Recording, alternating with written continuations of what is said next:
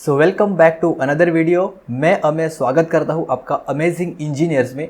आज के वीडियो में हम डिस्कस करेंगे DFCCIL की तरफ से जो पेपर हुआ था लास्ट टाइम यानी कि 2021 में for the post of executive electrical, उस पर कौन से क्वेश्चंस पूछे गए थे और सिमिलर टाइप के क्वेश्चन शायद आपको आने वाले एग्जाम में पूछे जा सकते हैं। ये दोनों क्वेश्चंस हम लोग आज के वीडियो में डिस्कस करेंगे। ये कंप्लीट सीरीज आपको 2 से 3 पार्ट में दिखाई देंगे। हम लोग आराम से एक एक क्वेश्चन इन डिटेल में कंप्लीट डिस्कस करेंगे ताकि कोई भी आपको प्रॉब्लम नहीं होगा और आने वाले एग्जाम में आपको उसका जरूर से बेनिफिट हो जाएगा। तो चलिए फिर स्टार्ट करते हैं आज का video. So the first question of the lecture is induction type wattmeter provides the accurate reading only when induction type wattmeter है वो सबसे ज़्यादा accurate reading कब provide करेगा? जब supply voltage and frequency supply voltage constant रहेगा and frequency varying रहेगा, frequency constant रहेगा या फिर सप्लाई वोल्टेज वेरिंग रहेगा। दोनों वेरी करेंगे तो देगा अच्छे से रिजल्ट, या फिर दोनों अगर कॉन्स्टेंट रहेंगे तो अच्छे से रिजल्ट देगा। उसके पहले हम लोग एक बार थोड़ी बहुत थ्योरी देख लेते हैं ताकि हम लोग आइडिया आ जाएगा।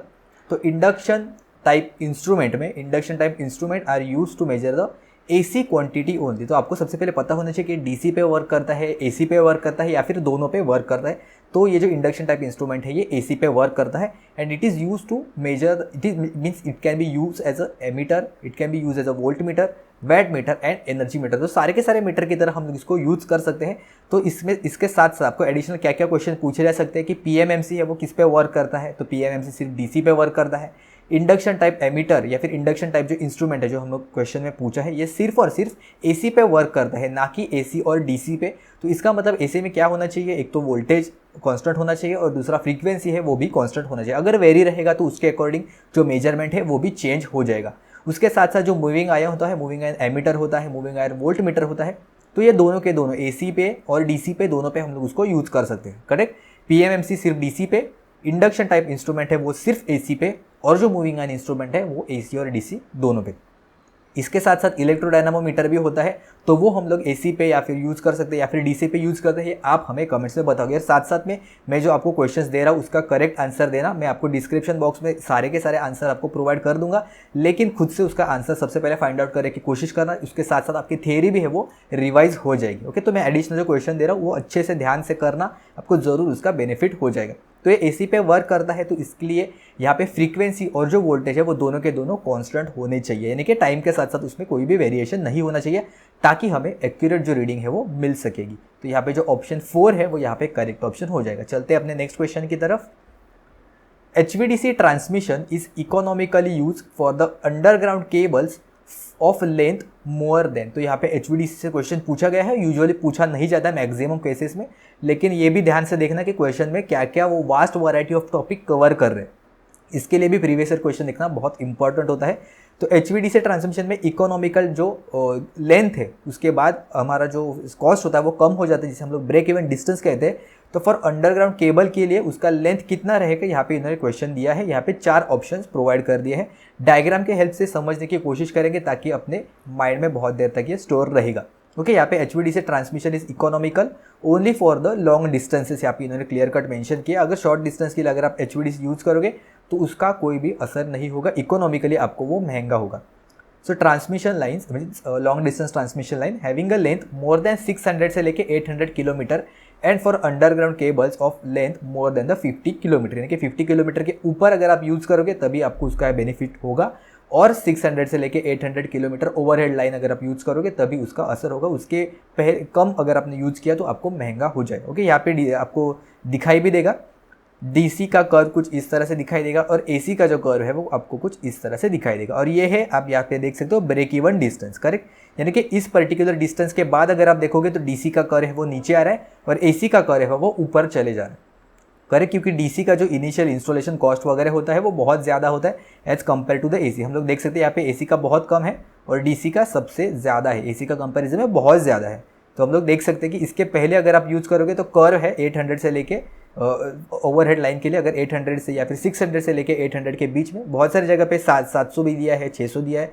तो आपको एक रेंज दिया मैंने 600 के लेके 800 के बीच में। इसके कम अगर आप यूज़ करोगे तो DC आपको महंगा होगा और AC जो है आपको सस्ता होगा। लेकिन ये ब्रेक इवन डिस्टेंस के बाद आपको जो DC है वो सस्ता मिलेगा, यानी कि HVDC, और जो HVAC या फिर जो AC है वो आपको यहाँ पे महंगा दिखाई देगा after this break even distance के बाद। ओके, तो अपना आंसर तो हमें मिल गया 50 किलोमीटर यहाँ पे करेक्ट ऑप्शन हो जाएगा ऑप्शन सी। ठीक है, चलते हैं अपने नेक्स्ट क्वेश्चन की तरफ। What is the function of the equaliser ring. तो कुछ टाइप के क्वेश्चंस अगर आपको थ्योरी पता भी नहीं होगी तो भी आप कॉमन सेंस से इसका आंसर है वो कर सकते हो, लेकिन हम लोग आज के लेक्चर में थ्योरी भी डिस्कस करेंगे तो आपका थ्योरी भी रिवाइज हो जाएगा। अगर आपको नहीं पता है अपने नोट्स में जरूर से इसको इंक्लूड कर देना। ओके, तो नाम में दिया है यहाँ पे what is the function of equaliser ring. नाम से ही पता चलता है इक्विलाइजर मतलब कुछ ना कुछ इक्वल करेगा, करेक्ट, इक्वल करने की कोशिश करेगा, इसलिए इसका नाम इक्विलाइजर रिंग दिया है। करेक्ट, तो देखते हैं ऑप्शंस में। To achieve the equal distribution, yes. To avoid the equal distribution, ये कह रहा है सेकंड पॉइंट में। इसका नाम अगर इक्वलाइजर रिंग है तो वो अवॉइड क्यों करेगा इक्वल डिस्ट्रीब्यूट करना, वो ऑब्वियसली इक्वल डिस्ट्रीब्यूट करने की कोशिश करेगा। तो इधर से हम लोग एलिमिनेट कर देंगे ऑप्शन बी, तो यहाँ से tata bye bye. Option C देखते हैं, to achieve the unequal distribution, avoid equal distribution या फिर अचीव अनइक्वल डिस्ट्रीब्यूशन, दोनों का मतलब सेम ही है। अनइक्वल डिस्ट्रीब्यूशन थोड़ी हमें चाहिए, नहीं ना, वो तो अच्छा नहीं होगा, तो इसलिए ऑप्शन सी भी बाय बाय। अभी बचा अपना ऑप्शन ए और ऑप्शन डी भी एक बार चेक कर ले। To avoid the unequal distribution, correct. कुछ क्वेश्चन में यहाँ पे इक्वल दिया है, यहाँ पे कुछ ऑप्शन में अनइक्वल दिया है, अवॉइड एंड अचीव, घुमा फिरा के ऑप्शन आपको ऑप्शन दिया कंफ्यूज करने के लिए।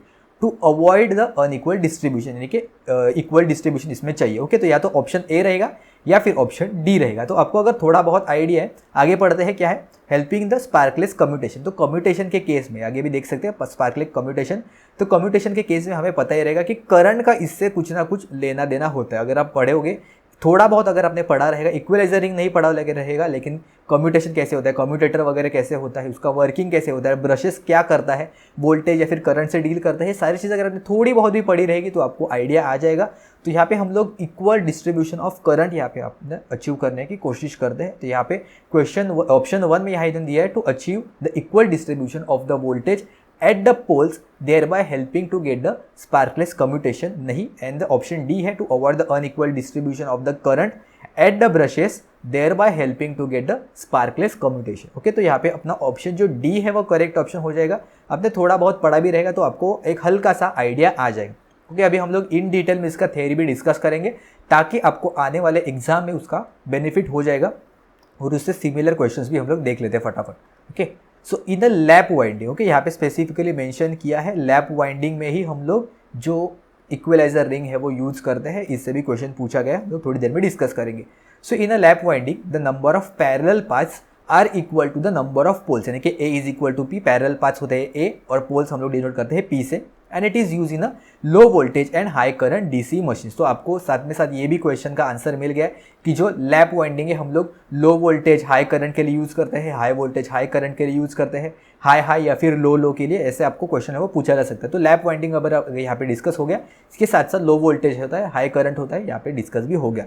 So under the ideal conditions the induced EMF and the current carried by the each path will be equal. जितने पाथ्स रहेंगे उसके अकॉर्डिंग वो इक्वली करंट और वोल्टेज है वो कैरी करना चाहिए आइडियल कंडीशन में। लेकिन प्रैक्टिकल में ऐसा होता है क्या? नहीं, प्रैक्टिकल में ऐसा नहीं होता है। So there is a slight unbalance of the induced EMF in the parallel path. कुछ ना कुछ कंडीशन की वजह से, यानी कि एयर गैप अनइक्वल रहेगा, उसके वजह से बहुत सारे और फैक्टर्स इस पर कंसिडर करेंगे हम लोग। इसके वजह से जो इक्वल डिस्ट्रीब्यूशन है वो हमें नहीं मिल पाता है, अनइक्वल इंड्यूस ईएमएफ, और उसके वजह से अनइक्वल करंट हम लोगों को यहाँ पे दिखाई देता है।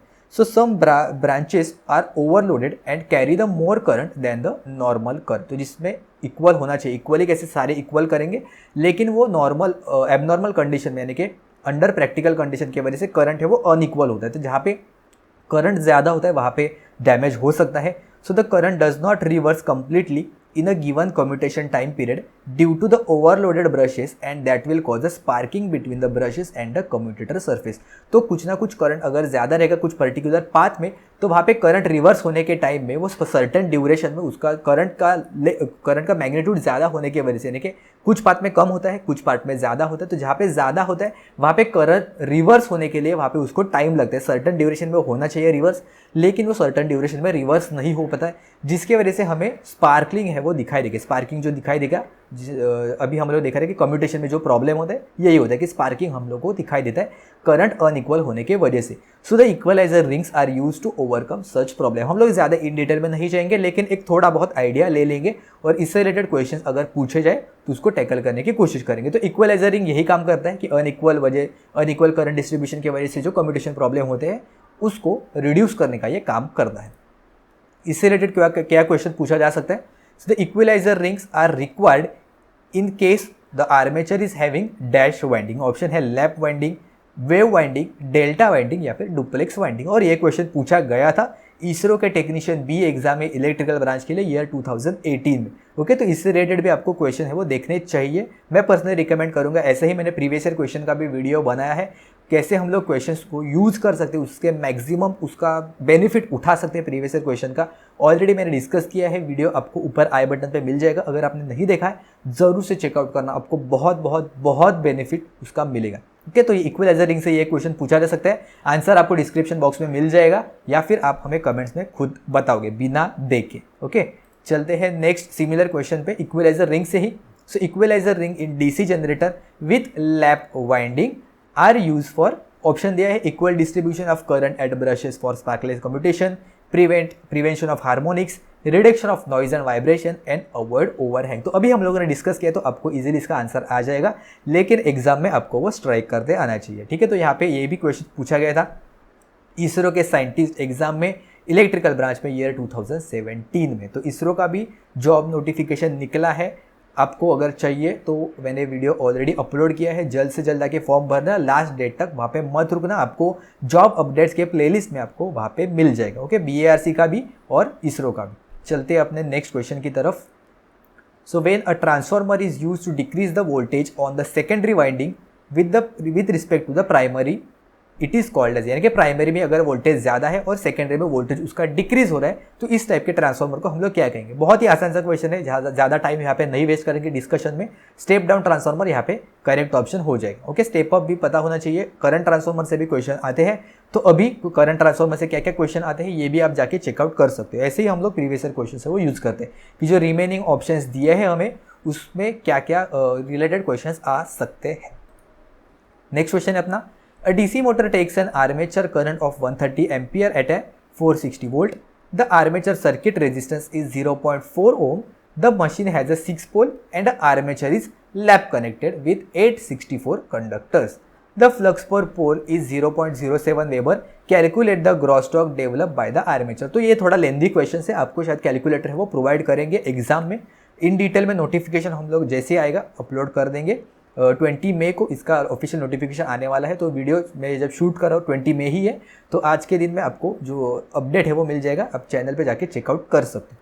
ओके, तो क्वेश्चन में क्या पूछा है, फाइंड आउट क्या करना है, basically calculate the gross torque develop by the armature. और हम लोगों को जो गिवन दिया है उसके अकॉर्डिंग हम EMF या फिर जो स्पीड है वो फाइंड आउट कर सकते हैं और उसके हेल्प से टॉर्क है वो हम लोगों को मिलेगा। टॉर्क का फॉर्मूला क्या होता है, सबसे पहले राइट साइड में लिख लेते हैं, torque is equal to power divided by angular speed. Correct, torque is equal to power divided by angular speed.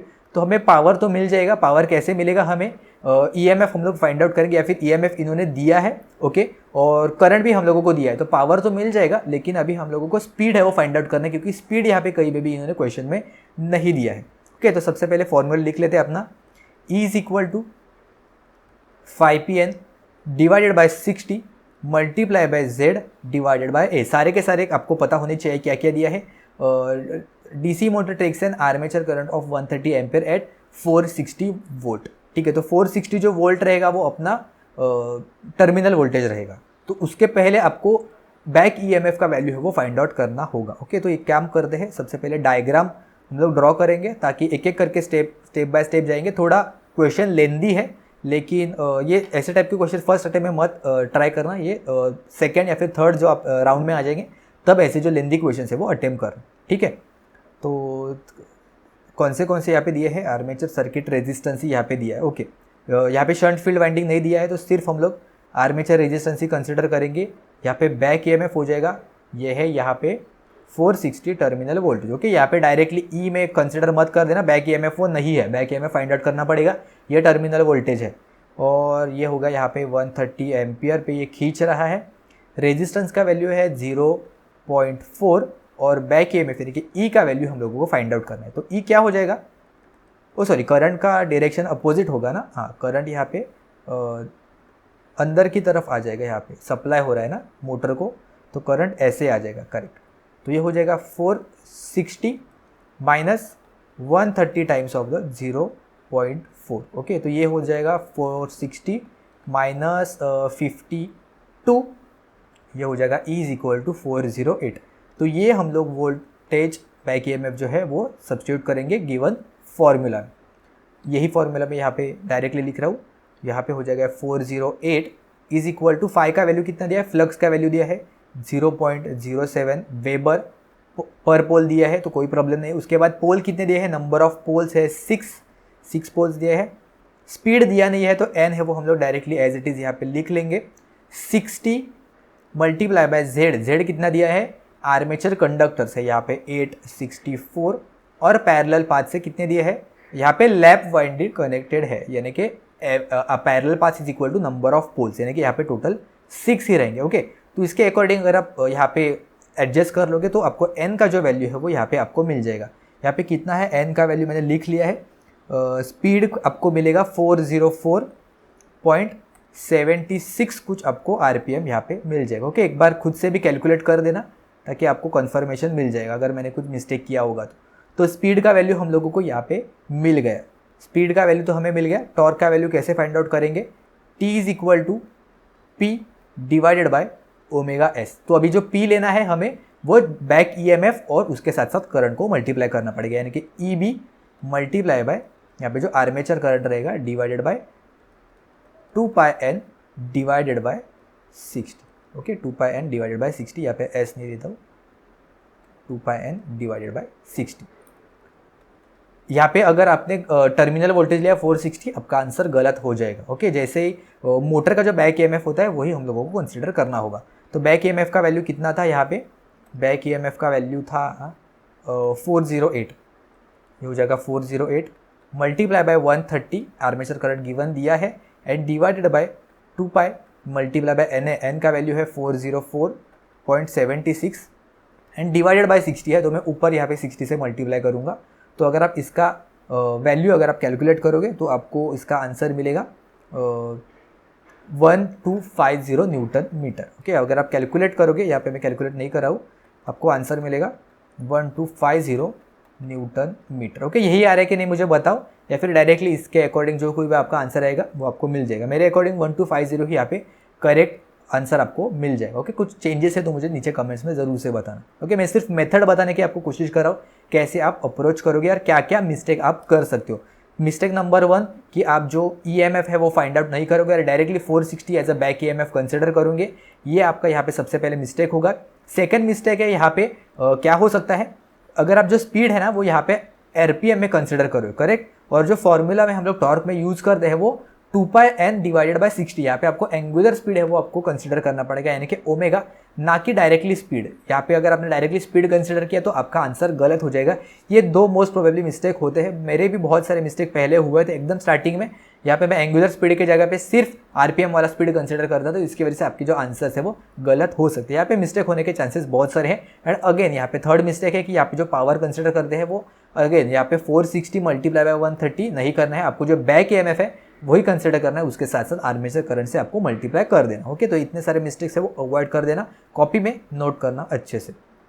Next question है अपना, in how many regions can be the bias transistor work. तो यहाँ पे बहुत सारे student के mistakes हो सकते हैं, या तो 4 या तो 3 आप आंसर में गलत करके आ सकते हो। 5 और 2 तो आप आंसर नहीं टिक करोगे, ये मुझे 100% पता है। 4 या फिर 3 में ही आपको कन्फ्यूजन हो सकता है, लेकिन यहाँ पे उन्होंने स्पेसिफिकली कहा है बायस ट्रांजिस्टर वर्क। ओके, तो सबसे पहले हमें पता रहेगा कि 4 ऑपरेटिंग रीजन्स होते हैं, active, cut off, saturation and reverse active. लेकिन उसमें से भी ना हम लोग जो 3 ही है वो यूज़ करते हैं, active, cut off and saturation. Active, reverse active जो होता है वो एक बनता है सिर्फ, उसको हम लोग कहीं पे भी यूज़ नहीं कर सकते। इसके साथ साथ लिख लेना कि जो एक्टिव रीजन में एज ए एम्पलीफायर की तरह उसको वर्क करता है, कट ऑफ रीजन में ये ऑफ या फिर ओपन सर्किट की तरह उसको बिहेव करता है, और सैचुरेशन में एज ए ऑन या फिर एक शॉर्ट सर्किट की तरह स्विच है वो शॉर्ट सर्किट की तरह वहाँ पे बिहेव करता है। तो यहाँ पे जो 3 ही जो मोड है वो हमारे काम में आते हैं। तो यहाँ पे जो ऑप्शन 4 है, यानी कि 3 रीजन्स में ही यहाँ पे जो ट्रांजिस्टर है वो वर्क करता है, बायस ट्रांजिस्टर। ओके, इसके साथ साथ एमिटर बेस्ड जंक्शन और कलेक्टर बेस्ड जंक्शन कैसे होते हैं, कौन सा रिवर्स कौन सा फॉरवर्ड है, ये आप ध्यान रख सकते हो। ओके, एक मैं ट्रिक बता देता हूँ, कट ऑफ, ऑफ हो रहा है मतलब दोनों के दोनों रिवर्स हो जाएंगे, क्योंकि रिवर्स में ऑफ होता है यूजुअली। सैचुरेशन में क्या होता है, सैचुरेशन में जाता है मतलब ये बहुत ज़्यादा होता है, करेक्ट। तो बहुत ज़्यादा मतलब दोनों के दोनों अगर फॉरवर्ड हो गए, ये भी फॉरवर्ड ये भी फॉरवर्ड, तो ये सैचुरेट हो जाएगा। दोनों अगर फॉरवर्ड हो जाएंगे तो सैचुरेट, दोनों अगर रिवर्स हो जाएंगे तो ऑफ हो जाएंगे। एक्टिव में क्या होता है, एमिटर बेस फॉरवर्ड होना चाहिए और जो कलेक्टर बेस है वो रिवर्स बायस होना चाहिए। ओके, तो एक्टिव, कट ऑफ और सैचुरेशन ये तीन ही इंपॉर्टेंट है, आपको पता होने चाहिए। ओके, चलते हैं अपने नेक्स्ट क्वेश्चन की तरफ, जो है electrolytic type of energy meter can work in which of the following circuit. शायद आपको इसका आंसर नहीं पता होगा। एसी पे वर्क करता है, डीसी पे वर्क करता है, मैग्नेटिक सर्किट पे वर्क करता है, या फिर डीसी और एसी दोनों पे वर्क करता है जो इलेक्ट्रोलाइट टाइप एनर्जी मीटर है वो। कोई बात नहीं, हम लोग सिमिलर टाइप का क्वेश्चन एक देख लेते हैं, शायद आपको इसका आंसर पता रहेगा। ओके, सिमिलर क्वेश्चन आ गया यहाँ पे नंबर 3।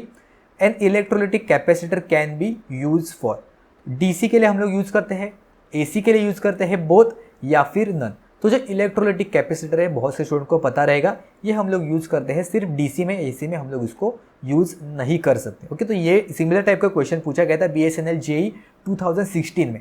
तो अगर आपको इलेक्ट्रोलिटिक ये वर्ड अगर आपके माइंड में कहीं पे भी थोड़ा बहुत फिट भी हो गया कि इलेक्ट्रोलिटिक कैपेसिटर अगर डीसी पे वर्क करता है, तो इलेक्ट्रोलिटिक जो एनर्जी मीटर है शायद वो भी डीसी पे वर्क करता रहेगा। तो ऐसे आप आंसर कर सकते हो। तो इसका आंसर करेक्ट यही है कि ये डीसी पे वर्क करता है, जो इलेक्ट्रोलिटिक टाइप एनर्जी मीटर है, this works on the DC. तो सिमिलर टाइप के और कौन से एनर्जी मीटर होते हैं वो भी हम लोग एक बार चेक कर लेते हैं, अभी क्वेश्चन आ ही गया है। तो डीसी एनर्जी मीटर क्या होते हैं? So there are 4 types of the DC energy meter. नाम भी लिख लिया तो भी काफ़ी है, इन डिटेल में जाने की कोई ज़रूरत नहीं है। बहुत रेयरली इससे क्वेश्चन पूछे जाते हैं, लेकिन अभी आया है तो हम लोग डिटेल में डिस्कस करेंगे, किसी भी क्वेश्चन को ऐसा छोड़ेंगे नहीं easily.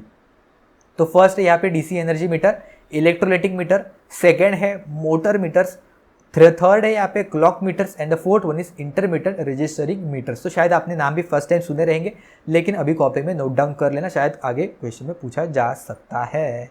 Okay, electrolytic meters, motor meters, clock meters and intermittent registering meter. सुनने में कभी कभी हम लोगों को पता है मोटर मीटर रहेगा क्या, क्लॉक मीटर, ऐसा भी कुछ मीटर रहेगा कि जिसमें क्लॉक वगैरह होता है, या फिर क्या पता क्या होगा। तो शायद अभी कभी हम लोगों को पता नहीं होता है तो हम लोग इग्नोर कर देते हैं और बाय डिफ़ॉल्ट कहते हैं अरे हाँ ये आंसर तो नहीं होगा, लेकिन नहीं, नाम ऐसे ऐसे होते हैं बहुत सारे, आपने फर्स्ट टाइम भी सुने रहेंगे। तो नेक्स्ट क्वेश्चन है which of the following is not a type of a ammeter. तो मैंने क्यों कहा था अभी थोड़ी देर पहले कि बाकी के भी टॉपिक्स या फिर बाकी के जो भी थियरी हम लोगों को पढ़ना चाहिए। क्यों कहा था देखते हैं। It is not a type of a ammeter पूछा है, कौन सा एमीटर का एक टाइप नहीं है। देखते हैं option, hot wire type, moving coil type, third one is motor meter and the fourth one is moving iron type. Okay, तो पता नहीं रहेगा आपको हॉट वायर टाइप क्या है, कोई प्रॉब्लम नहीं। मूविंग कॉइल टाइप पता है क्या, नहीं पता है, कोई प्रॉब्लम नहीं। मोटर मीटर पता है, हाँ अभी हम लोगों ने देखा था मोटर मीटर क्या होता है। Motor meter is a type of a DC energy meter. तो ये एमीटर में हम लोग यूज़ नहीं करते, ये सिर्फ और सिर्फ एज अ एनर्जी मीटर की तरह काम करता है। तो यहाँ पे जो ऑप्शन सी है वो यहाँ पे करेक्ट ऑप्शन हो जाएगा। और ऑप्शन जो डी है मूविंग आयन टाइप, तो हम लोगों ने ऑलरेडी देखा था मूविंग आयन और जो मूविंग कॉइल है परमानेंट मैग्नेट मूविंग कॉइल यानी कि पीएमएमसी, और मूविंग आयन टाइप है वो एज ए एमीटर की तरह हम लोग उसको यूज़ कर सकते हैं। हॉट वायर टाइप भी यूज़ करते हैं, हॉट वायर टाइप का थियरी भी जाके जरूर से चेकआउट करना और उससे रिलेटेड क्या क्या क्वेश्चन है वो पूछे जा सकते हैं, ये भी एक बार देख लेना। तो ऐसे टाइप के क्वेश्चन है वो आप ऑप्शन एलिमिनेशन के थ्रू भी जा सकते हैं। चलते हैं नेक्स्ट क्वेश्चन की तरफ। A given shunt generator delivers a 430 ampere at a 240 volt and the resistance of a shunt field and the armature are 60 ohm and 0.02 ohms respectively. Calculate the armature voltage drop. DC वाले questions है ना बहुत ही आसान से होते हैं, अगर आपने डायग्राम अच्छे से ड्रॉ किया ना तो आपको इजीली सारे क्वेश्चंस के आंसर है वो फटाफट ऐसे मिल जाएंगे। क्या दिया है यहाँ पे, आर्मेचर रेजिस्टेंस दिया है क्या, आर्मेचर, हाँ आर्मेचर रेजिस्टेंस यहाँ पे दिया है 0.02, नहीं ड्रॉ किया, हम लोग ड्रॉ करेंगे यहाँ पे सर्किट में 0.02। ठीक है, इससे एक कुछ ना कुछ करंट निकलेगा बाहर। शंट करंट कितना मिलेगा हमें, ये 240 वोल्ट है और सिमिलर पैरेलल में यहाँ पे हम लोग देख सकते हैं ये पैरेलल में कनेक्टेड है। करेक्ट, पैरेलल में कनेक्टेड है मतलब डायरेक्टली 240 इसके अक्रॉस आ जाएगा और यहाँ पे हमें करंट जो मिलेगा, डीसी शंट जनरेटर है ना, करेक्ट, तो यहाँ पे जो करंट है वो अप साइड की तरफ आएगा यानी कि इससे बाहर निकलेगा। तो एक करंट है वो ISH की तरफ जाएगा और एक है वो टर्मिनल्स की तरफ जाएगा। तो एक करंट अगर यहाँ आ गया लेफ्ट साइड की तरफ, कितना मिलेगा हमें 240 डिवाइडेड बाय 60। यहाँ पे मैं लिख देता हूँ शंट करंट होगा 240 divided by 60 which is equal to 4 ampere, तो जो 4 एम्पियर है वो यहाँ पे जाएगा। 430 है वो टर्मिनल की तरफ जा रहा है, मतलब दोनों का एडिशन आर्मेचर करंट हमें मिलेगा, IA का वैल्यू मिलेगा ISH प्लस जो टर्मिनल करंट रहेगा या फिर जो लोड करंट रहेगा वो, ओके टर्मिनल करंट ही कह रहा हूँ। 4 plus 430 which is equal to 434 ampere, इतना करंट है वो यहाँ पे जनरेट करेगा। क्या पूछा है, calculate the armature voltage drop. तो आर्मेचर वोल्टेज ड्रॉप कितना रहेगा, voltage drop is equal to IRA, सिर्फ इतना ही है। 434 मल्टीप्लाई बाय आर्मेचर कितना है 0.02 ना, हो जाएगा 0.02, तो यानी कि ये कितना हो जाएगा, 4 और 2 से मल्टीप्लाई करें 868 और यहाँ पे 2 0 आ जाएंगे, यानी कि 8.68 वोल्ट, इतना यहाँ पे वोल्टेज ड्रॉप हो जाएगा। ऑप्शन जो सी है वो यहाँ पे करेक्ट ऑप्शन हो जाएगा। ओके, बहुत ही आसान से क्वेश्चन होते हैं डीसी वाले।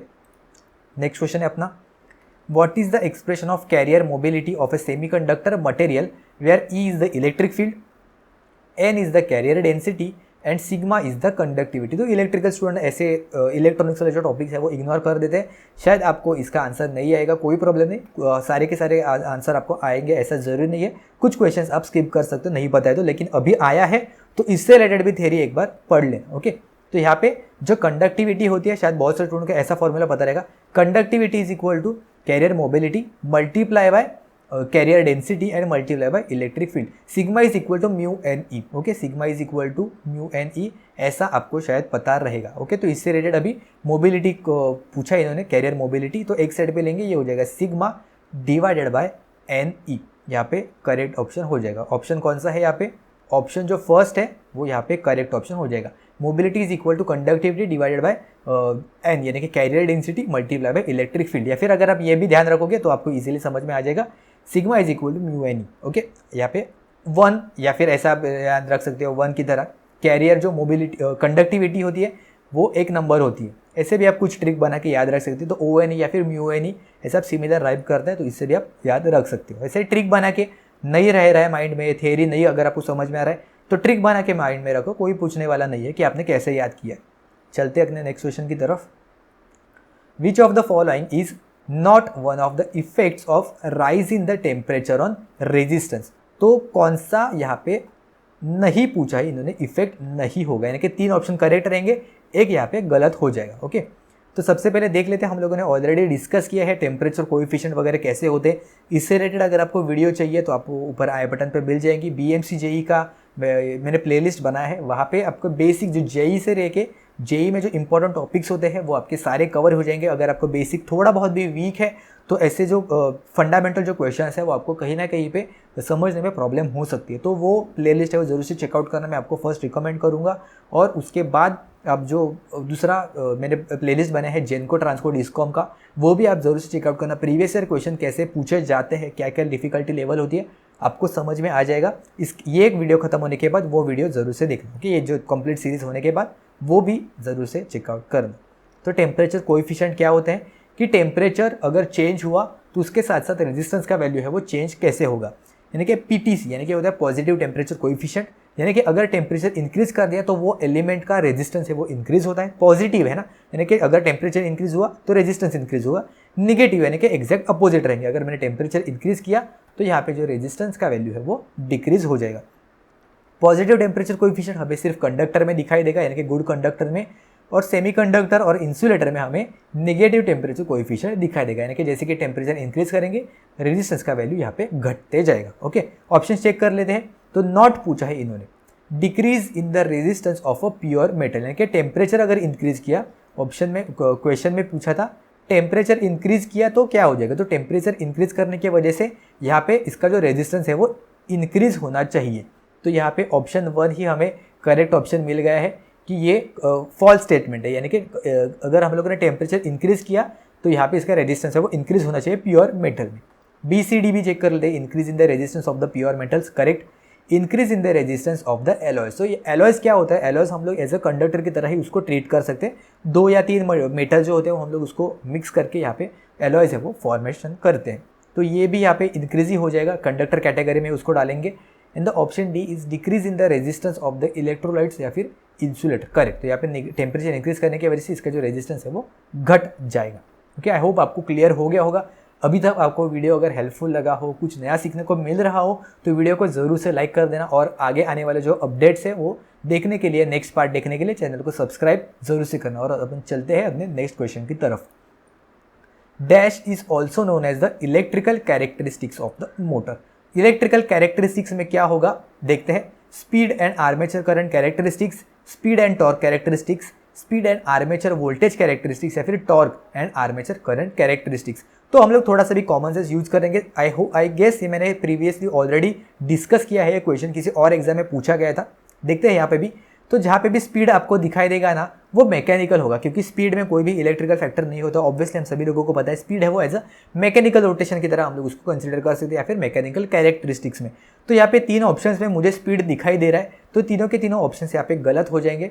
ए भी गलत, बी भी गलत, सी भी गलत हो जाएगा। ऑप्शन डी है torque and armature current characteristics, correct. Torque and armature current characteristic को हम लोग एज ए इलेक्ट्रिकल कैरेक्टरिस्टिक्स भी कंसिडर कर सकते हैं।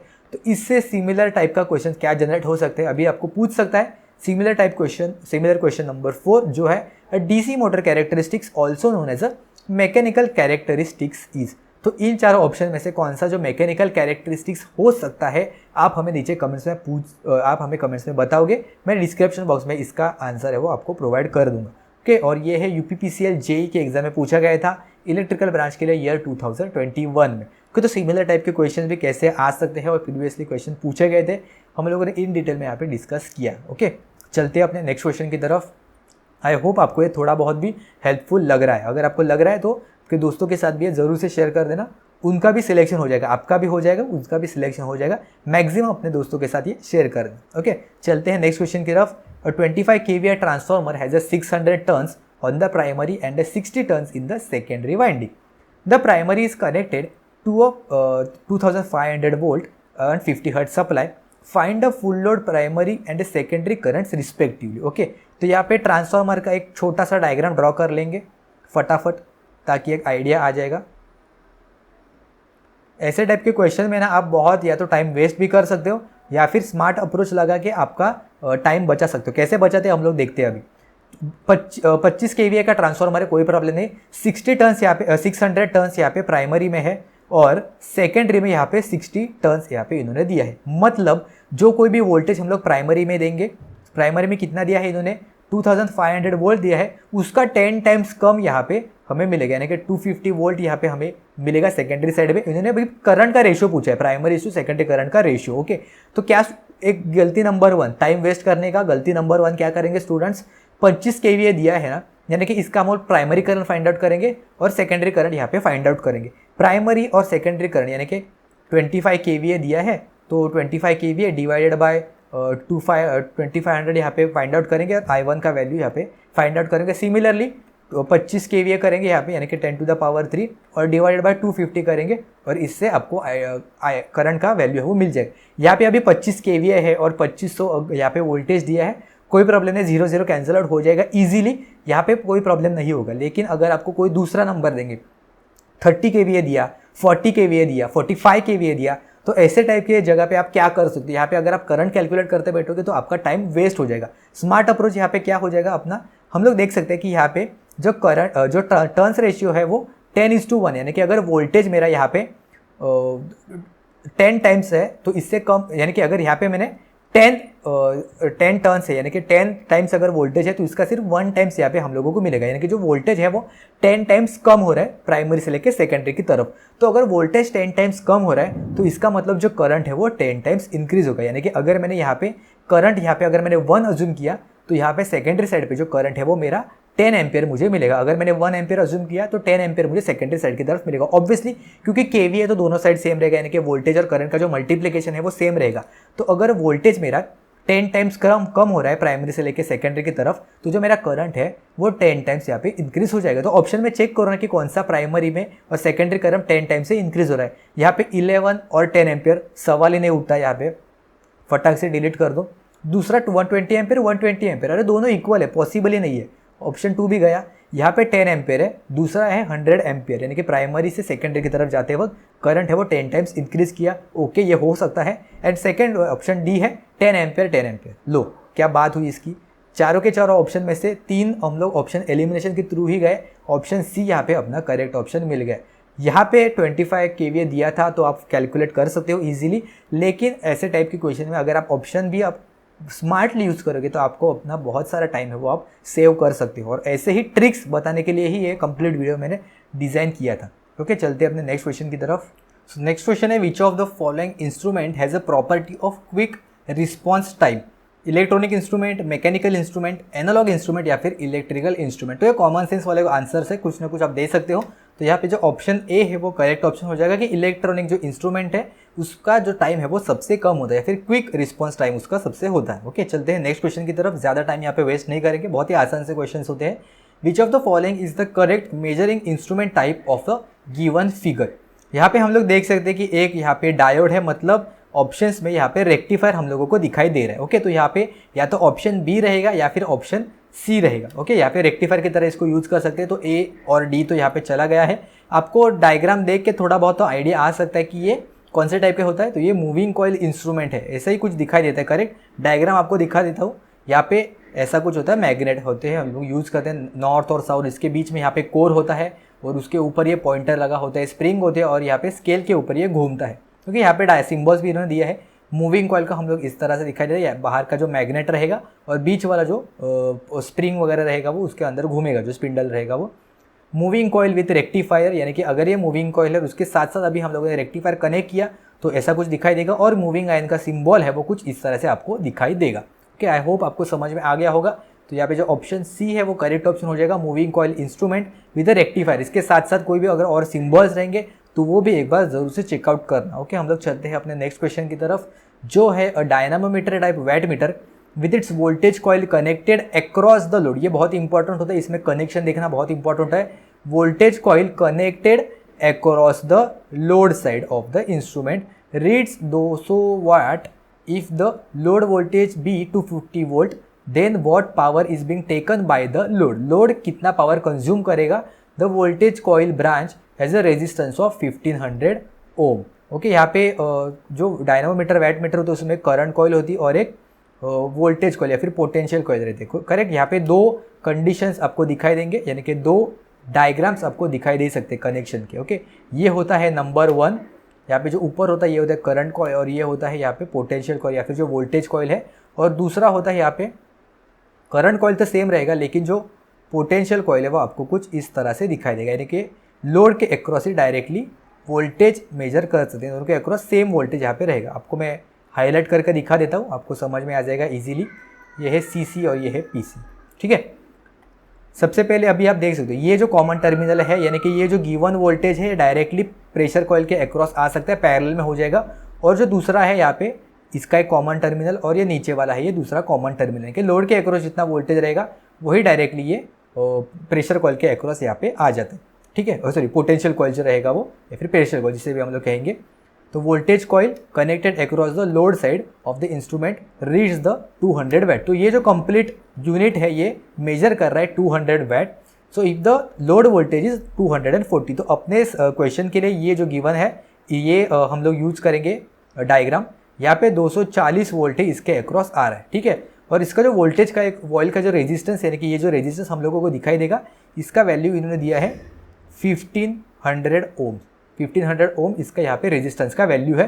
टोटल यहाँ पे कितना कंज्यूम कर रहा है ये 200 वैट यहाँ पे कंज्यूम कर रहा है। तो यहाँ पे टोटल मैं कंसिडर करूँगा P इज इक्वल टू कुछ ना कुछ ये प्रेशर कॉइल के अक्रॉस रेजिस्टेंस का ड्रॉप होगा। करंट कॉइल में कुछ भी पावर ड्रॉप नहीं होगा। तो यहाँ पे ड्रॉप कितना रहेगा V² डिवाइडेड बाय R। ये यहाँ पे पोटेंशियल कॉइल के अक्रॉस जो ड्रॉप रहेगा वो प्लस जो कोई भी पावर है वो लोड कंज्यूम करेगा वो। करेक्ट, तो यहाँ पे हमें मिलेगा 200 जो टोटल रीड कर रहा है वो, क्योंकि दोनों का कॉम्बिनेशन करके रीड करेगा। इसके अक्रॉस भी रेजिस्टेंस के अक्रॉस कितना पावर कंज्यूम हो रहा है and second one is load कितना पावर खींच रहा है। तो दोनों पावर का एडिशन हम लोगों को दिया है विच इज़ 200 वैट। तो वोल्टेज कितना दिया है 240² डिवाइडेड बाय रेजिस्टेंस का वैल्यू है 1500 प्लस P लोड। ओके, तो अगर आप यहाँ पे P लोड का वैल्यू कैलकुलेट करोगे यानी कि लोड कितना पावर कंज्यूम करेगा तो आपको यहाँ पे आंसर मिलेगा 161.6 वैट। ओके, तो ये कैलकुलेटर के हेल्प से आपको इजीली मिल जाएगा आंसर। ऑप्शन डी है वो यहाँ पे करेक्ट ऑप्शन हो जाएगा। ओके, समझ लेना, सिर्फ उन्होंने दिया कहा है कि वोल्टेज के लोड के अक्रॉस जो पोटेंशियल कॉइल है वो कनेक्ट किया है या फिर सोर्स के अक्रॉस कनेक्ट किया है। तो दोनों आपको डायग्राम है वो पता होने चाहिए, ठीक है। और जो 200 वैट दिया है वो क्या दिया है, रेजिस्टेंस कहाँ का है, वोल्टेज कहाँ का है, ये सारी चीज़ें अच्छे से ध्यान से पढ़ोगे तो आपको समझ में आ जाएगा। सिमिलर टाइप के अगर आप क्वेश्चन सॉल्व करोगे आपको आइडिया मिल जाएगा। चलते हैं नेक्स्ट क्वेश्चन की तरफ। विच of the following is the correct option for the given symbol. Light ये डायोड से बाहर निकल रहा है, मतलब ऑब्वियसली ये एलईडी रहेगा। बहुत ही आसान सा क्वेश्चन था, ज़्यादा टाइम वेस्ट नहीं करेंगे। Varactor diode, zener diode, PN junction diode, इसके सिंबल भी एक बार फटाफट हम लोग चेक कर लेते हैं। स्क्रीनशॉट निकाल के ले सकते हो। जंक्शन डायोड या फिर इसको नॉर्मल जो पीएन जंक्शन डायोड हम लोग कहते हैं यही है इसका symbol. Zener diode, tunnel diode, schottky diode, varactor diode में आगे कैपेसिटर की तरह होता है, इसलिए यहाँ पे आपको दिखाई देगा SCR, ट्रायक, डायक, LED and photo diode. LED और फोटो डायोड सिमिलर दिखाई देंगे, लेकिन एक से जो लाइट है वो बाहर जाता है, एक के लाइट है वो अंदर आता है। ओके, इससे रिलेटेड डायोड से रिलेटेड भी हम लोगों ने ऑलरेडी डिस्कस किया है। Varactor diode, schottky diode, tunnel diode, zener diode, in detail में थ्योरी डिस्कस किया है। कैरेक्टरिस्टिक्स कैसे होते हैं, कैसे दिखाई देंगे, उससे क्या क्या क्वेश्चन जनरेट होता है, आपको ऊपर आई बटन पर लिंक मिल जाएगा या फिर बीएमसीजेई के प्लेलिस्ट में जाके चेकआउट करना। लास्ट के जो 3-4 लेक्चर्स है वहाँ पे आपको मिल जाएगा। ओके, बेसिक इलेक्ट्रॉनिक्स नाम का कुछ रहेगा, मैंने टाइप ऑफ डायोड नाम दिया है मैंने टाइटल में। चलते हैं अपने नेक्स्ट क्वेश्चन की तरफ। A 25 kVA transformer has 400 turns on the primary and 50 turns in the secondary winding. The primary is connected to 2000 volt 50 Hz supply. Find the secondary EMF. एकदम बच्चों वाला क्वेश्चन है, फटाफट डायग्राम ड्रॉ करेंगे ताकि आसानी हो जाएगी। कभी भी आपको डायग्राम ड्रॉ करना पॉसिबल रहेगा ना, डायग्राम ड्रॉ करो, हार्डली आपका 10 से 15 सेकंड जाएगा, लेकिन आंसर आपको श्योर शॉट मिल जाएगा और कन्फ्यूजन नहीं होगा कुछ भी, हवे में मत करो। 400 टन से प्राइमरी, सेकेंडरी में है यहाँ पे 50 टन, करेक्ट। तो यहाँ पे 8 टाइम से यहाँ पे जो वोल्टेज है वो कम हो रहा है, करेक्ट। यहाँ पे 8 टाइम से वोल्टेज है वो कम हो रहा है। यहाँ पे अगर इनिशियली हमने दिया है, कितना दिया है, 2000 वोल्ट यहाँ पे हमने अप्लाई किया है इन दोनों टर्मिनल्स के बीच में। ओके, ये है N1 का वैल्यू, ये है N2 का वैल्यू। तो अगर टर्न्स अगर 8 टाइम से कम हो रहा है यहाँ पे, तो जो वोल्टेज है वो भी 8 टाइम से कम होगा। तो 2000 डिवाइडेड बाय अगर आप 8 करोगे तो आपको आंसर मिलेगा 250 वोल्ट। यहाँ पे जो ऑप्शन बी है वो करेक्ट ऑप्शन हो जाएगा। या फिर अल्टरनेटिव आप देख सकते हो कि 400 और 2000 में कितने का डिफरेंस है, 5 का डिफरेंस है, यानी कि 5 से मल्टीप्लाई करोगे 400 से तो आपको 200 मिलेगा। और सिमिलरली 50 को अगर आप 5 से मल्टीप्लाई करोगे तो आपको यहाँ पे 250 वोल्ट आंसर मिल जाएगा। ओके, 2-3 मेथड होते हैं, कोई भी यूज कर सकते हो। In the unbalanced bridge circuit for the given figure find the potential difference that exist across the open switch. तो यहाँ पे हम लोग देख सकते हैं कि यहाँ पे कितना वोल्टेज हम लोगों को मिल सकता है। क्या करेंगे, या तो यहाँ पे हम लोग KVL लगाएंगे या फिर हम लोग यहाँ पे KVL लगाएंगे, लेकिन उसके लिए आपको रेजिस्टेंस के अक्रॉस का वोल्टेज है वो पता होना चाहिए। कुछ स्टूडेंट क्या करेंगे, यहाँ पे सर्किट डायग्राम तक यहाँ तो पहुँचेंगे, यहाँ पे ड्रॉ कर देता हूँ मैं। सर्किट डायग्राम तो अच्छे से ड्रॉ करेंगे, कुछ इस तरह से रेजिस्टेंस निकालेंगे, कुछ ये रेजिस्टेंस निकालेंगे, ओके, ये रेजिस्टेंस निकालेंगे और ये दूसरा रेजिस्टेंस निकालेंगे। हम लोग क्या करते हैं, सिमिलर पॉइंट रहेंगे तो ज्वाइन कर देते, लेकिन यहाँ पे हम लोग उसको सेपरेट कर रहे हैं। ओके, यही सेम पॉइंट रहेगा, ये ए पॉइंट और ये भी ये ए पॉइंट ही रहेगा यहाँ पे, ये सी पॉइंट और ये भी सी ही पॉइंट रहेगा। सिर्फ हम लोग जॉइंट था वो उसको खोल के इजीली कर दे ताकि एक अपना कन्वेंशनल सर्किट की तरह हमें दिखाई देगा। यहाँ पे ये है 4, यहाँ पे है ये 4, यहाँ पे है ये 2 और यहाँ पे है ये 8, और इन दोनों के बीच में हम लोगों को जो वोल्टेज है वो फाइंड आउट करना है। तो कुछ स्टूडेंट क्या करेंगे, करंट ड्रॉ करेंगे, यानी कि 10 वोल्ट है तो इसके अक्रॉस करंट फाइंड आउट करेंगे, इसके अक्रॉस करंट फाइंड आउट करेंगे और करंट को वोल्टेज से मल्टीप्लाई करेंगे, तो आपका आंसर है वो थोड़ा टाइम कंज्यूम होगा। हम लोग क्या कर सकते हैं, वोल्टेज डिवीजन रूल लगा सकते हैं ना। यहाँ पे 10 वोल्ट है, इन दोनों के अक्रॉस 10 वोल्ट है, वो डिवाइड होगा। अगर ये 4 ओम है, ये 4 ओम है, यानी कि दोनों के अक्रॉस इक्वल वोल्टेज डिस्ट्रीब्यूशन होगा, मतलब दोनों के अक्रॉस 5 वोल्ट है वो हम लोगों को दिखाई देगा। यहाँ पे भी 5 होगा, यहाँ पे भी 5 वोल्ट है वो दिखाई देगा। सेम पॉजिटिव पोलरिटी ऐसे है तो ये भी पॉजिटिव ऊपर रहेगा, निगेटिव नीचे, पॉजिटिव ऊपर, निगेटिव नीचे, सेम पोलरिटी में कंफ्यूजन नहीं होना। सिमिलरली हम लोग देख सकते हैं कि यहाँ पे 2 ओम है, 8 ओम है, यानी कि दोनों का एडिशन 10 वोल्ट है, तो 10 वोल्ट है वो एज ए रेजिस्टेंस की तरह ही यहाँ पे ड्रॉप होगा, यानी कि 2 के अक्रॉस यहाँ पे 2 वोल्ट का ड्रॉप होगा, 8 ओम्स के अक्रॉस यहाँ पे 8 वोल्ट का ड्रॉप होगा। सेम पॉजिटिव पोलरिटी ऊपर, निगेटिव नीचे, पॉजिटिव ऊपर, निगेटिव नीचे। कहीं पे भी अगर आप वोल्टेज लगाओगे, साइन का कोई भी प्रॉब्लम नहीं है क्योंकि यहाँ पे इन्होंने सिर्फ पॉजिटिव ही दिया है। तो देख सकते हो यहाँ पे अगर मैंने लगाया तो 5 और 2 डिफरेंस कितना है, 3 वोल्ट का। यहाँ पे भी 5 और 8 डिफरेंस कितना है, 3 वोल्ट का। यहाँ पे जो ऑप्शन बी है वो करेक्ट ऑप्शन हो जाएगा। करंट फाइंड आउट करने की जरूरत ही नहीं है, स्मार्ट अप्रोच लगाओ, वोल्टेज डिवीजन रूल से फाइंड आउट करो, इजीली हो जाएगा। रेजिस्टेंस के ऊपर भी आपको खेलते आना चाहिए। चलते हैं नेक्स्ट क्वेश्चन की तरफ। Given are the classification of the unsymmetrical fault. Unsymmetrical fault इन्होंने दिया है that occur in the transmission and the distribution line, select the odd one out. तो 3 यहाँ पे अनसिमेट्रिकल रहेंगे, 1 सिमेट्रिकल रहेगा। एल फॉल्ट अनसिमेट्रिकल है, ये ऑप्शन गलत रहेगा। Triple line to ground fault यानी कि तीनों के तीनों लाइन्स यहाँ पे प्रेजेंट है, तो ये करेक्ट ऑप्शन हो जाएगा क्योंकि ये सिमेट्रिकल फॉल्ट है। थर्ड है double line to ground fall, ये भी अनसिमेट्रिकल है। एल भी यहाँ पे अनसिमेट्रिकल है। जहाँ पे कहीं पे भी तीनों के तीनों फेजेस में फॉल्ट है उसे हम लोग कहेंगे सिमेट्रिकल फॉल्ट, और किसी भी फेज में अगर 3 से कम है, 2 रहेगा, 1 रहेगा, उसे हम लोग कहेंगे अनसिमेट्रिकल फॉल्ट। आई होप आपको क्लियर हो गया होगा। चलते हैं नेक्स्ट क्वेश्चन में। विच of the following statement about the domestic wiring is correct. Okay, correct पूछा है, इनकरेक्ट पूछा है, करेक्ट पूछा है, क्या पूछा है ये ध्यान से देखना। करेक्ट यहाँ पे इन्होंने पूछा है, इलेक्ट्रिक पावर लाइन एंटर्स अवर हाउस थ्रू 4 वायर्स। 4 वायर पे आता है कि अपने घर पे तो सिर्फ सिंगल वायर, सिंगल फेज होता है ना कि एक लाइन और एक न्यूट्रल रहेगा, तो ये ऑप्शन गलत रहेगा।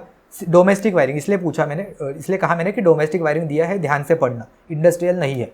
सेकेंड है the earth wire is much thicker in size and is made up of the copper. Correct option यहाँ पे बी करेक्ट ऑप्शन हो जाएगा। आपने 3 पिन प्लग भी देखा रहेगा, उसमें जो टॉप वाला जो पिन रहता है वो अर्थ पिन रहता है और वो बाकी 2 पिन से थिकर रहता है और उसका साइज भी ज़्यादा होता है। करेक्ट, तो ये ऑप्शन करेक्ट है। यहाँ पे the live wire has a 0 potential where as a neutral wire has a 220 volt potential, exactly opposite. Earth का 0 रहता है, लाइव का 220, 230, 240 कुछ भी हो सकता है। And the red wire is a neutral wire and the black wire is the earth wire, ये भी ऑप्शन गलत है। तो हम लोग रेड वायर किसके लिए यूज़ करते हैं और ब्लैक वायर हम लोग किसके लिए यूज़ करते हैं, आप हमें कमेंट्स में बताओगे। या फिर अर्थ के लिए हम लोग कौन सा कलर यूज़ करते हैं या फिर न्यूट्रल वायर के लिए हम लोग कौन सा कलर यूज़ करते हैं, ये आप हमें नीचे डिस्क्रिप्शन बॉक्स कमेंट बॉक्स में यहाँ पे हमें बताओगे, कमेंट्स में, सॉरी। चलते हैं नेक्स्ट क्वेश्चन की तरफ। A shunt generator delivers 150 ampere at a terminal potential difference of 200 volt. The armature resistance and the shunt resistance are 0.03 ohms and 40 ohms respectively. Find the generated EMF. Okay, diagram draw कर लेंगे फटाफट। Generated EMF है, मतलब ये generator दिया है ना, shunt generator यानी कि करंट है वो कुछ इस तरह से बाहर निकलेगा। रेजिस्टेंस भी दोनों दिए है तो दोनों के दोनों ड्रॉ कर लेंगे। फटाफट यहाँ पे ड्रॉ कर रहा हूँ। ये हो जाएगा यहाँ पे 40, यहाँ पे हो जाएगा 0.03। ओके, करंट 150 एम्पेयर है, टर्मिनल दिया है, मतलब यहाँ पे 150 एम्पेयर हमें मिलेगा। टर्मिनल वोल्टेज कितना दिया है यहाँ पे 200 वोल्ट यहाँ पे टर्मिनल वोल्टेज दिया है। यहाँ पे कितना जाएगा शंट में, ये 200 वोल्ट है एज इट इज़, डायरेक्टली यहाँ पे आ रहा है, मतलब इसके अक्रॉस 200 डिवाइडेड बाय 40 यानी कि 5 एम्पेयर जो करंट है वो यहाँ पे हम लोगों को मिलेगा। दोनों का एडिशन कितना रहेगा, जो आए करंट रहेगा वो 5 प्लस 150 यानी कि टोटल 155 एम्पेयर है वो जनरेट होगा आर्मेचर में, 155 एम्पियर। और अभी जो ई का वैल्यू है वो ऑब्वियसली 200 से ज़्यादा रहेगा, यानी कि 200 से कम वाले ऑप्शन तो फटाफट कैंसिल आउट हो जाएंगे। तो ई का वैल्यू कितना हो जाएगा, क्योंकि जनरेटर है तो वो टर्मिनल वोल्टेज से ज़्यादा जनरेट करेगा, करेक्ट। तो ये हो जाएगा 200 प्लस 155 मल्टीप्लाई बाय जो कोई भी आर्मेचर रेजिस्टेंस रहेगा उसके मल्टीप्लाई करेंगे, 155 मल्टीप्लाई बाय 0.03। ओके, अगर आप कैलकुलेट करोगे तो आपको आंसर मिलेगा 204.65 वोल्ट। इजी कैलकुलेशन है, इतना कुछ टफ नहीं है, विदाउट कैलकुलेटर भी हो जाएगा। ऑप्शन बी यहाँ पे करेक्ट ऑप्शन हो जाएगा। चलते हैं नेक्स्ट क्वेश्चन पे। अ 6-पोल three phase induction motor operates from a supply whose frequency 60 hertz. Okay, यहाँ पे इन्होंने गूगली डाला है, यहाँ पे 60 हर्ट्ज डाला है। बहुत सारे क्वेश्चन में 50 हर्ट्ज होता है, 60 हर्ट्ज जैसे दिखा देगा ना, मार्क करना। फ्रीक्वेंसी में बहुत बार स्टूडेंट्स मिस्टेक कर देते हैं, मार्क करना यहाँ पे 60 हर्ट्ज दिया है, फटाक से फ्रीक्वेंसी लिख लेना यहाँ पे, मतलब यानी कि कोई भी प्रॉब्लम नहीं होगा। ओके, फ्रीक्वेंसी 60 हर्ट्ज है। Calculate the speed of the rotor when the slip is 0.03। ठीक है, क्या करते हैं, सबसे पहले सिंक्रोनस स्पीड फाइंड आउट करेंगे, क्योंकि एनआर का वैल्यू कितना मिलेगा हमें, NS times of the 1 - S, ये अपना फॉर्मूला फाइनली यूज करना है। उसके लिए सिंक्रोनस स्पीड लगेगा NS is equal to 120F divided by P। यहाँ पे फ्रीक्वेंसी 60 हर्ट्ज सब्सटीट्यूट करना, 50 करोगे आंसर गलत हो जाएगा। ओके, ये आपको मिलेगा, ये 10 टाइम्स है, यानी कि हो जाएगा ये 1200 RPM सिंक्रोनस स्पीड का वैल्यू है। ओके, सारे के सारे सिंक्रोनस स्पीड से कम है, हाँ सारे के सारे कम है, तो हम लोगों को ड्रॉ करना, फाइंड आउट करना पड़ेगा। NR is equal to 1200 multiply by 1 minus slip कितना दिया है 0.03 यहाँ पे स्लिप दिया है। कैलकुलेट करके आपको आंसर मिलेगा 1164 RPM। ऑप्शन जो ए है वो करेक्ट ऑप्शन हो जाएगा। ओके, आई होप आपको कोई भी कंफ्यूजन नहीं रहेगा। मिस्टेक कहाँ हो सकती है मैंने ऑलरेडी बता दिया है। कैथोड रे ऑसिलोस्कोप यानी कि CRO can not be use for the measurement of the which of the following quantities, किसके लिए हम लोग नहीं यूज करते, इन्होंने क्वेश्चन में पूछा है। टेम्परेचर के लिए यूज करते क्या CRO, नहीं। ऑप्शन ए यहाँ पे करेक्ट ऑप्शन डायरेक्टली मिल गया। फ्रीक्वेंसी के लिए हम लोग यूज करते हैं, वोल्टेज के लिए भी यूज करते हैं और फेज एंगल के लिए हम लोग यूज करते हैं। CRO से रिलेटेड भी बहुत सारे क्वेश्चन पूछे जा सकते हैं। क्या क्या क्वेश्चन पूछे जा सकते हैं आप नेट पे सर्च करके उसका भी प्रैक्टिस कर लेना। ओके, नेक्स्ट क्वेश्चन है dash usage a non inverting amplifier and hence does not provide any phase shift during a amplifier stage. Phase shift है वो कहाँ पे प्रोवाइड नहीं होता है। ओके, कितना देखो इन्होंने आंसर भी कैसे सेट किया है, not provide any shift, not provide any shift. Option दिया है फेज शिफ्ट ऑसिलेटर, नाम में ही दिया है फेज शिफ्ट करेगा, तो ये तो नहीं होगा क्योंकि नहीं फेज शिफ्ट कहाँ नहीं करेगा ऐसे इन्होंने पूछा है। दूसरा है FET फेज शिफ्ट ऑसिलेटर, क्या देखो कैसे ऑप्शन सेट किया है। थर्ड है वेन ब्रिज ऑसिलेटर, ओके नहीं पता है कोई प्रॉब्लम नहीं, स्किप करके आगे जाते हैं। RC फीडबैक ऑसिलेटर, तो RC फेज शिफ्ट ऑसिलेटर या फिर RC फीडबैक ऑसिलेटर, उसमें 60-60-60 के 3 स्टेजेस होते हैं। 180 डिग्री का हम लोग को फेज शिफ्ट मिलते हैं, हम लोगों ने ऑलरेडी डिस्कस किया है। नहीं पता है डायग्राम देख लेना, RC फेज शिफ्ट ऑसिलेटर से बहुत बार क्वेश्चन पूछे जाते हैं। ओके, तो ये भी ऑप्शन गलत हो जाएगा, ऑप्शन C करेक्ट हो जाएगा। वेन ब्रिज ऑसिलेटर में हम लोग कोई भी कन्वेंशनली जानबूझ के फेज शिफ्ट है वो प्रोवाइड नहीं करते, तो ये नॉन इन्वर्टिंग एम्पलीफायर है और इसलिए यहाँ पे कोई भी फेज शिफ्ट हमें नहीं दिखाई देगा। चलते हैं नेक्स्ट क्वेश्चन की तरफ, जो है which of the following material is widely use for small moulded part such as a lamp holder, terminal blocks and small panel. PVC यानी कि polyvinyl chloride, bakelite, cotton and silk या फिर asbestos. तो cotton and silk तो नहीं होगा, तो ये टिक करने का कोई मतलब ही नहीं है, आपको ये 3 में से कोई ना कोई भी कंफ्यूजन हो सकता है। ओके, तो यहाँ पे मैं बता देता हूँ, बैकेलिट शीट जो होता है वो हम लोग यूज़ करते हैं। बैकेलिट जो मटेरियल होता है वो पैनलिंग के लिए बहुत बार यूज़ होता है, या फिर जो लैम्प होल्डर बनाते हैं वो PVC नहीं होता है। PVC आपको जो हम लोग केसिंग कैपिंग करते हैं वहाँ पे आपको दिखाई देगा, या फिर केबल के ऊपर जो इंसुलेशन रहता है वहाँ पे हम लोग यूज़ करते हैं, तो इसका भी यूजेस देखना। एस्बेस्टोस हम लोग कहाँ पे यूज़ करते हैं, कॉटन एंड सिल्क हम लोग कहाँ पे यूज़ करते हैं, पॉलीविनाइल क्लोराइड PVC कहाँ पे यूज़ करते हैं, इसके भी आपको एप्लीकेशन एक बार ज़रूर से चेकआउट करना। अभी सामने आया है, वीडियो पॉज करो, जाके चेकआउट करो और अपने नोट्स कॉपी में यहाँ पे अपडेट कर देना। ओके, चलते हैं नेक्स्ट क्वेश्चन पे। What is the use of the potential transformer.